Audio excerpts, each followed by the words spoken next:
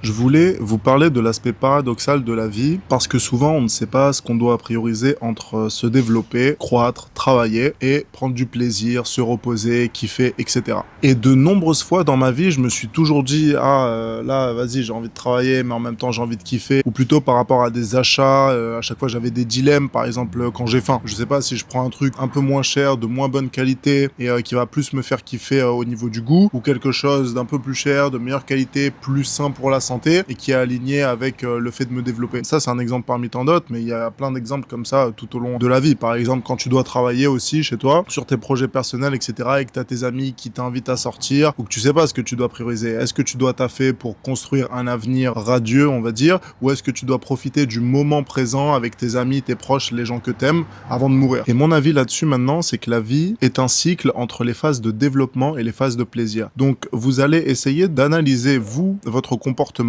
sur quelques semaines, quelques mois, comment vous fonctionnez, et ensuite vous allez déterminer les phases où vous travaillez et les phases de plaisir. C'est tout simplement le concept des vacances, en fait. Enfin, j'invente rien de nouveau, c'est exactement comme les vacances scolaires.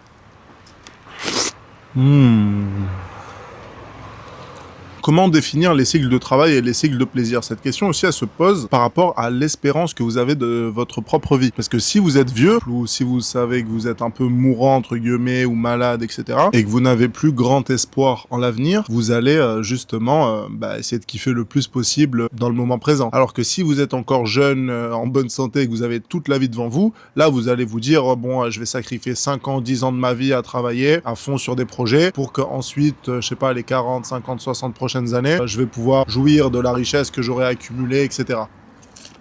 Je me régale en tout cas. Donc à titre personnel, moi je pense que le bon équilibre c'est à peu près 2 mois et demi, 3 mois de travail, j'allais dire de kiff, non, de travail, pur, focus 100%, etc. sur des projets. Tu te fais une grande phase, un petit arc, et ensuite tu prends 2, 3, 4 semaines de pur kiff. Et apparemment, selon une étude, quand tu prends plus de 21 jours de vacances, tu t'ennuies, tu profites plus, etc. Donc je crois que ça sert à rien. Faire plus de 21 jours d'affilée de pures vacances, tu vas commencer à t'ennuyer, à perdre un peu sens à la vie, etc. J'ai pas vraiment vérifié cette étude, mais ça me semble plutôt cohérent avec mon expérience. À chaque fois que j'ai eu des trop longues vacances, tu finis toujours un peu par t'ennuyer, te lasser, perdre vraiment le sens un peu de la vie, te dire qu'est-ce que je fais maintenant? C'est toujours bien d'avoir des projets, des ambitions, de travailler dessus, d'avoir une vision de la vie claire, etc. Ça aide énormément à se sentir bien et épanoui.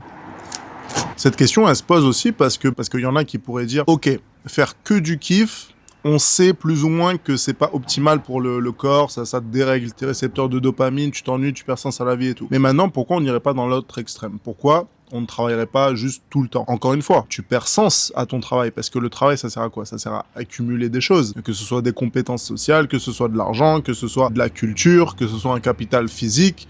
Tu as des choses, mais ensuite ces choses-là, il faut en jouir, il faut en profiter. Ça sert à rien si tu accumules de l'argent toute ta vie, par exemple, et que tu kiffes pas. Du coup, tu dépenses pas. Je vais vous donner un exemple très parlant. Imaginons que vous travaillez toute votre vie, vous accumulez plein d'argent, vous êtes, je sais pas, millionnaire, multimillionnaire, mais que jamais vous avez pris de vacances, jamais vous avez kiffé, vous avez un tout petit peu amélioré votre lifestyle et encore, c'est tout. Et vous avez jamais kiffé, vous avez jamais dépensé votre argent. Vous arrivez à la fin de votre vie avec plein d'argent, mais zéro kiff. Il y en a qui réussissent à faire ça, parce que, je sais pas, leurs récepteurs hormonaux, ils sont peut-être anormalement déréglés, quoi. Mais en tout cas, moi, je trouve que ça sert à rien. Moi, je veux travailler pour justement kiffer de ce travail. Et je vous recommande de faire pareil. Si tu veux que je t'aide à faire du life maxing, à améliorer tous les aspects de ta vie, n'hésite surtout pas.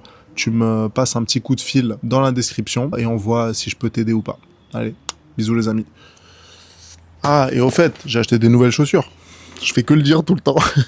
J'ai acheté des nouvelles chaussures qui courent vite. Là, je cours trop vite. Et bisous.